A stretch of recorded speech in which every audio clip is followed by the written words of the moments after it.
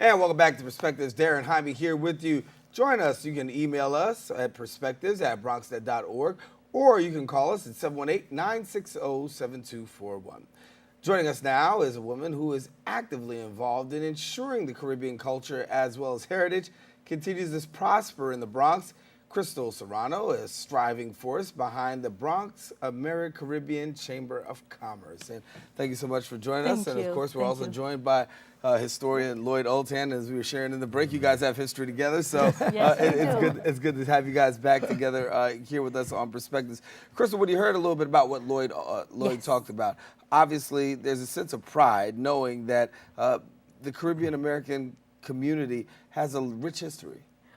We do. It is, and it's beautiful and vibrant and colorful, and that's the beautiful part of it. Mm.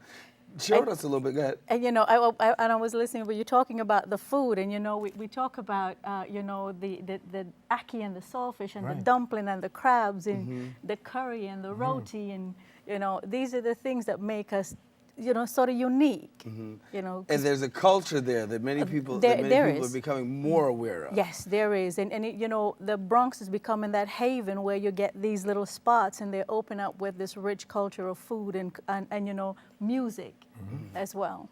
Talk to us about the Chamber and what you're doing in terms of trying to promote. The Bronx Ameri-Caribbean Chamber of Commerce, we launched in September 2009. And what it is an organization uniting Caribbeans. And when we talk about Caribbeans, we talk about all aspects of the island, but bringing them under one group, one unity, and unifying them to go forward, recognizing the contribution that they've made as Caribbeans, whether it be political, whether it be, music, culture-wise, whether it be historians, because there is a lot, and that's what we are about. The Caribbean Chamber of Commerce, the Bronx Ameri-Caribbean Chamber of Commerce, is a board of directors of 12 made up of different islands. So each of the island is represented on that board, from Antiguan to Trinidadian to Guyanese to Jamaicans to St. Kitts. I mean, it is beautiful. So that's where we are making sure that we preserve and recognize and highlight the contribution Caribbeans have made and continue to make. How easy is it, Lloyd, to track the contributions of the Caribbean community when you go back? It's sometimes difficult because it's sometimes it's difficult to find out exactly where a person came from. As you get closer in our time, it's much easier because there are records of people traveling from one place to another, and you could go back into those records and find it out. And once you find somebody and you say, okay, here is a guy, where's his origins, and he says he came from here, well, let's go track it back. You could do that. And then you can say, proudly and truthfully, this person came from this particular island in the Caribbean.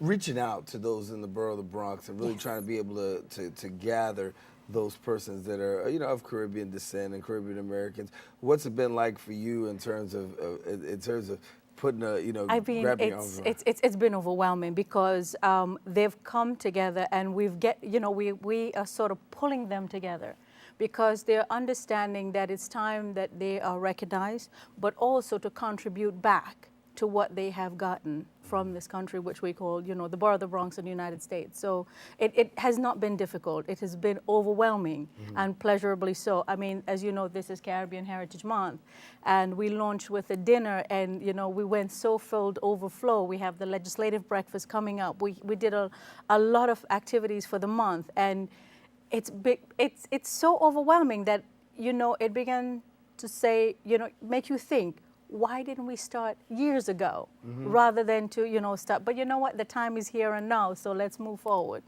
We're seeing more groups, and we see, this group that formed in 2009. We're seeing more groups come forth and actually put forth the effort to have their heritage, claimed. As a historian, what kind of advice do you give when you would, in terms of preserving? Well, first of all, what happens with every immigrant group, they go through stages. First time people come in, their major object, their major thing that's in front of their mind is, we've got to make a living. Yes. And their entire thrust is trying to make ends meet, to try to improve their lives, to get a decent place to live, to get a decent job, to educate the kids and all of that. And that is their major thrust. They really haven't got time to go back and look. Right. It is the children that begin, the second generation, that begins to look back and say, now, wait a second, where did we come from? And because they are a little bit more secure, because their parents had worked so hard. Right. And so they begin to look at their heritage. And they say, okay, we are American. In many cases, they were born here. But, but also, we also have this other part of us that is apart from the Caribbean, and we don't want to lose that. And that is and that is part of the thrust that I think that you're finding out. And it is so, because the second generation, your parents sort of teach you and sort of like preserve and try to preserve the culture that they came with, and they share it with us, and now we want to pass it down to our generation, just like every other culture that exists. How do we keep that sort of the values that you had in the past? How do you, keep your parents' values, and how do you share it with your children? But again, it is coming to what Lloyd said is true. When they come, you look to secure that place of living. You sort of field your way and find your way in. But once you become more stable and secure, then you want to, you want to find your identity. You want to make sure that your identity is recognized. And that's where we are today. Talk about where we are today. What are some of the struggles or some of the things that maybe we may not be so familiar with when it comes to the Caribbean community? One of the things I found out as we walk into is that African Americans and Caribbeans, they're like oil and water. And I never understood why. Because, just as we were taken in, Caribbeans were brought to the islands as slaves, just as African Americans were slaves. So, they had to find their identity. So it was amazing to me, the struggles and the separation, that they don't sort of see eye to eye. But the beautiful thing is that when we're in the community and the Borough of the Bronx, working together is such a magnificent journey that we are taking. And finding out also that some of them also have heritage of background of Caribbeans. We go back, and I didn't even know that Medgar Evers was part Caribbean until, because history didn't tell me that. Right.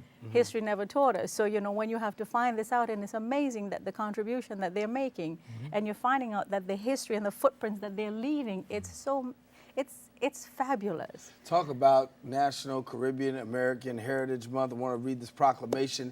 It occurred in 2009, the 2009 proclamation. It says, this month we also recognize the critical relationship the United States maintains with Caribbean nations. Yes. In a world of increasing communication and connectivity, this friendship has become even more important.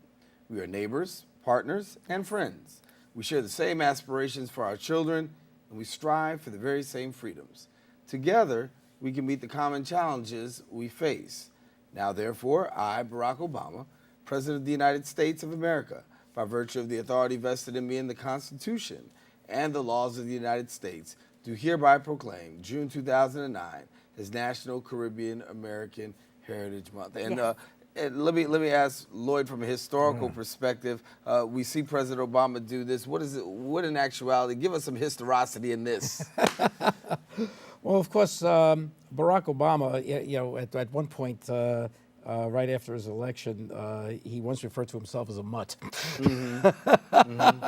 which means, of course, that he has multiple backgrounds, not only ethnically, but also culturally as well. And I think because of that, he can appreciate the multifarious cultures that we do have in this country, and the and the Caribbeans are increasing in population, and becoming therefore much more important politically, socially, economically. So it then does make sense that this president should be the first to say, hey, we've got this group over here, let's recognize their heritage.